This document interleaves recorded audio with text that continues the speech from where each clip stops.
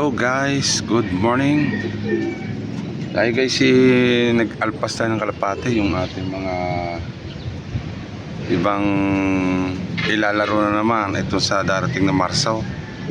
Yan. Ngayon guys, binaba na natin yung ating panlaban.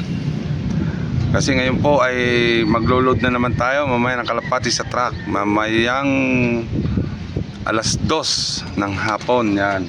Parior ay sana ay makabalik ng Tanawan City. Yan.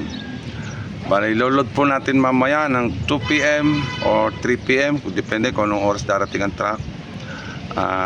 I-release po sila ng Sunday. Calbayog. Yan. Calbayog Samar. Yan. Sana makauwi guys. Abangan natin guys yung ating laban. Yan.